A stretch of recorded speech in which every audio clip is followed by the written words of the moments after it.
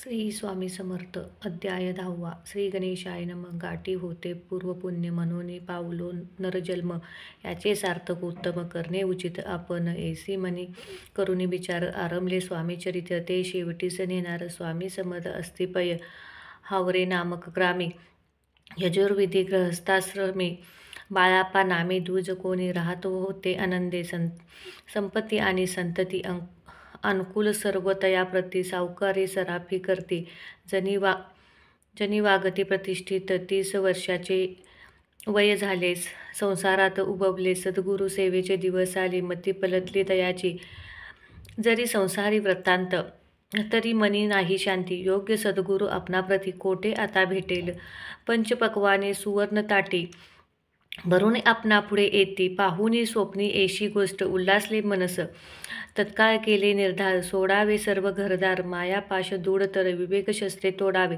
सोलापुरी आम्हासी ऐसे सांगून सर्वत्रासी निघाले सद्गुरु शोधासी घरदार सोडले मरगोंडी ग्राम प्रख्यात तिथे आले फिरते फिरत तिथे चंदबर दीक्षित महापुरुष जन्मले मरगोंडी मल्हार दीक्षित वेदशास्त्री पारंगत धर्मकर्मी सदारत ईश्वर भक्त तयासीच परितया नाही संतती म्हणून या उद्विचिंती मग शिव धारणा करती कामना चिंती धरुनी दशवर्ष अनुष्ठान केले शंकराचे पूजन सदा शिव प्रसन्न होऊन वर देत तयासी तुझी भक्ती पाहून संतुष्ट झाले माझे मन मीच माझा पुत्र होईल भरवसा पूर्ण असावा ऐकून या वारसी आनंदले मनसी वार्ता सांगित कांतेसी तेही चिंती तोशिले 9 मास भरता पूर्ण कांता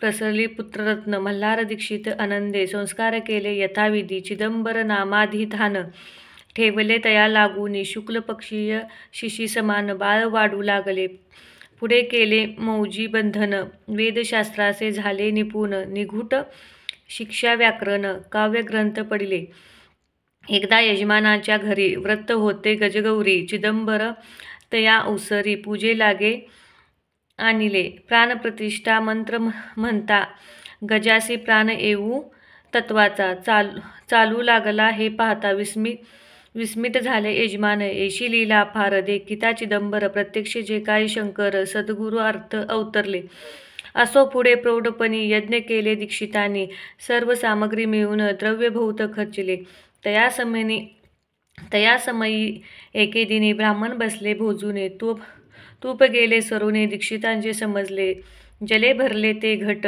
तयासी लावता अमृत हस्त ते घृत झाले समस्त आश्चर्य करती सर्वजन तेव्हा पुणे शहरा माझी पेशवे होते रावबाजी एके समयी ते सहज दर्शनात परतले अन्यायाने राज्य करते दुसऱ्याचे द्रव्य हरिते याच्यामुळे जन झाले त्रस्त दाद त्यांची लागेना तयाने ते ऐकून मरगोंडी आले धावून म्हणते दीक्षितासी सांगू दाद आपली लावावी रावबाजीशी वृत्तांत करणी झाला श्रुत म्हणती जे सांगिते दीक्षित ते अमान्य करावे मग दीक्षितांशी निरोप पाठवला आम्ही येतो दर्शनाला परी आपण आम्हाला त्वरित निरोप दिजे ऐसे सांगता दीक्षिता प्रती तयावेळी काय बोलती आता पटली तुझी मती त्वरित मागसी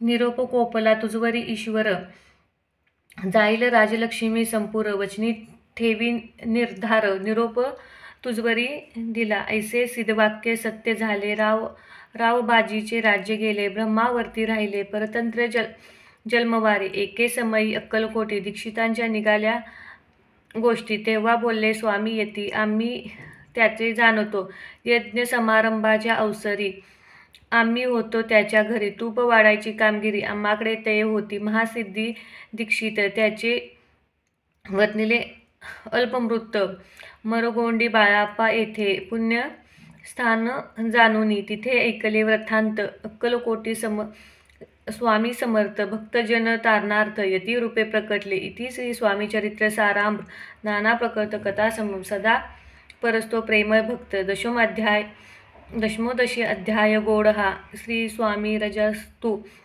शुभम भवतु श्रीरस्तु अध्याय 11.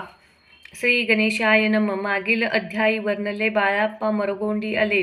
पुण्यस्थानी राहिले 3 रात्री आनंदे. तिथे कळाला वृत्तांत. अक्कलकोटी साक्षात यतिरूपे श्रीदत्त वास्तव्य संप्रात करती.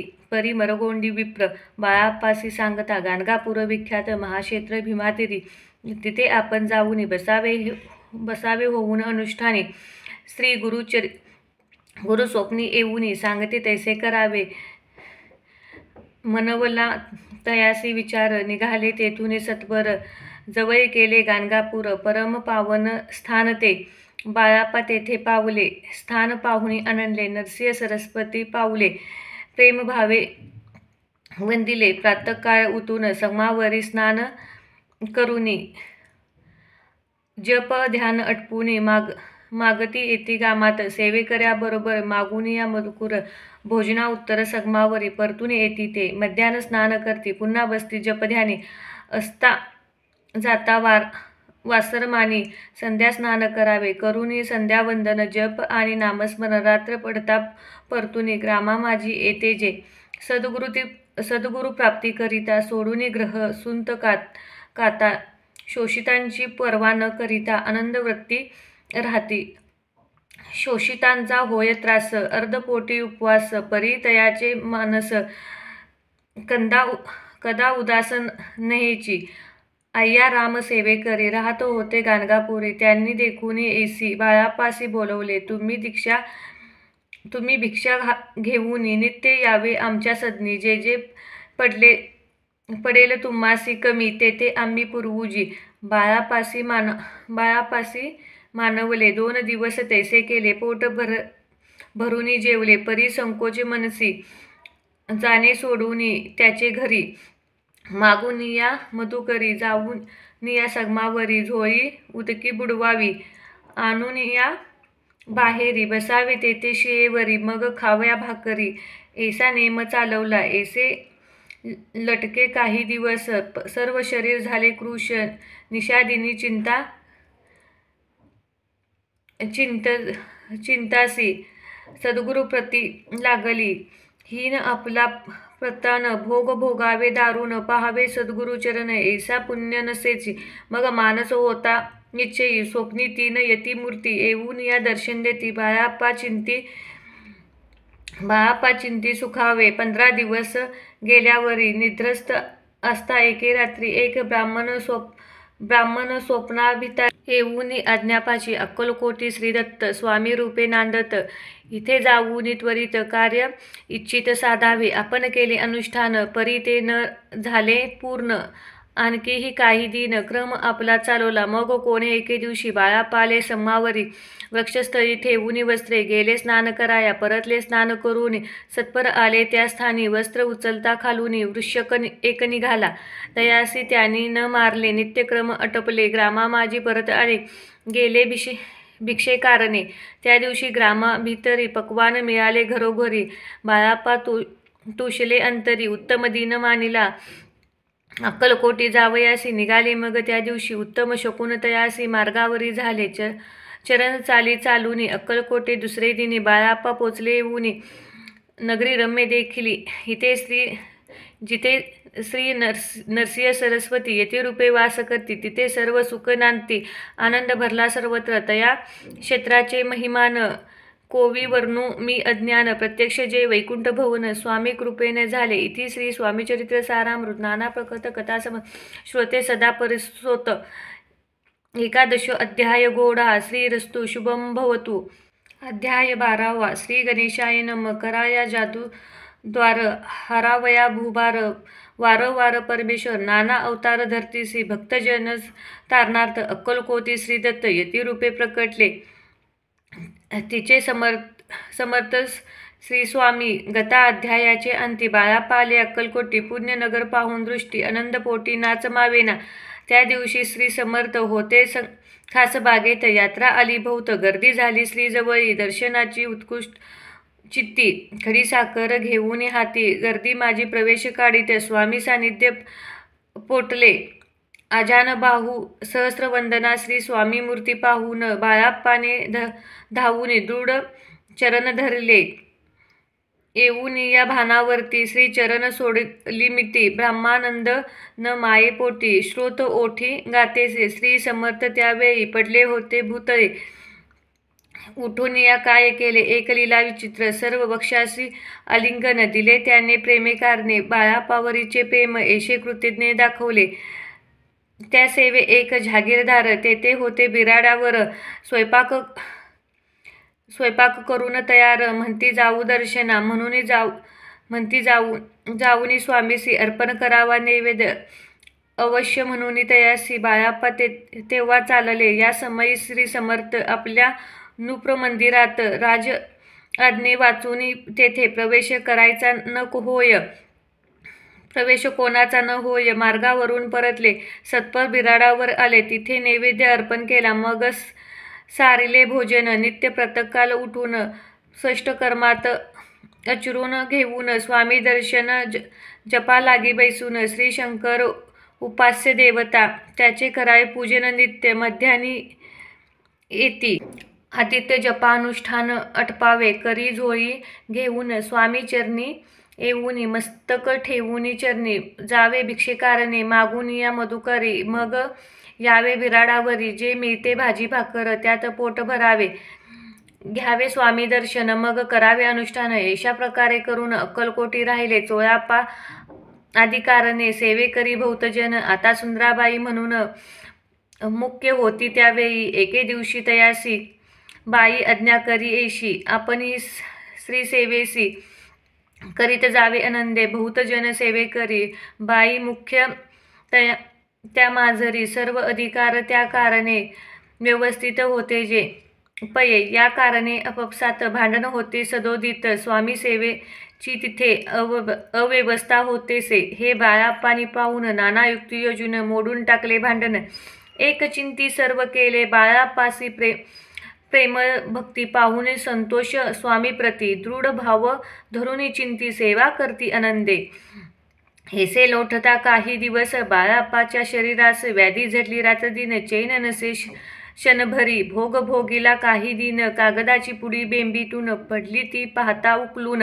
विष त्यात निघाले पूर्वी कोण्या कृतज्ञाने बाळाप्पासी यावेवर मरण विष धिरले कानोल्यातून पडले आज बाहेर स्वामी कृपेने आजवरी गुप्त असे उद्धारी सद्गुरु सेवा त्याचे करी व्हावे लिखित विधीचे प्रत्येक सोमवारी तयाचे महादेवाची पूजा करूनी मग यावे परतुनी स्वामी सेवेकऱ्याने हे पाहुणे एके दिवशी बाय विनवणी समर्थासी आपण सांगूनी बाळाप्पासी शंकर पूजनीवर जावे तेशी आज्ञा तयाप्रती एके दिनी समर्थ करती परी बाळाप्पाच्या चिंती विश्वास काही पटेना बाईच्या आग्रहावरून समर्थ दिले आज्ञा जाण ऐसे नसेल सत्यपूर्ण विनोद केला निश्चयी पूजा करून उचित न करावे हीच सत्य याच्या चिठ्ठ्या या परी चिठ्ठ्या लिहित प्रश्न पाहत बाळाप्पा एक चिठ्ठी त्यातून उचलून पाहता वाचून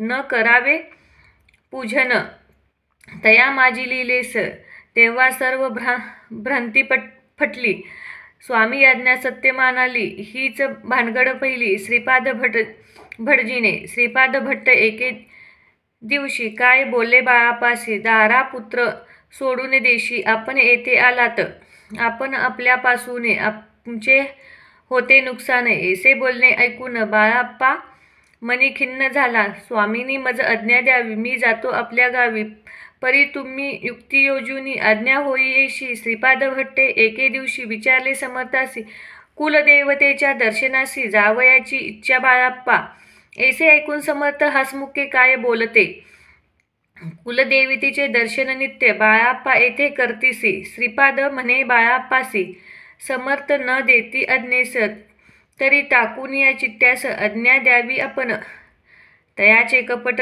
न जाणूनी अवश्य म्हणे त्या दिनी 2 चिठ्ठ्या लिहून उभयांत्यांनी टाकल्या चिठ्ठी आपल्या करी भटची उचलली सत्वर येथे राहून चाकरी कर असे लिहिलेस स्वामी चरणी दृढ भक्ती बाळाप्पा झडली होती कैसा दूर तयाप्रती करतील येती दया इति श्री स्वामी चरित्र सारामृत नाना प्रकट कथा सदा प्रेम परसुत द्वादशी अध्याय गोढा.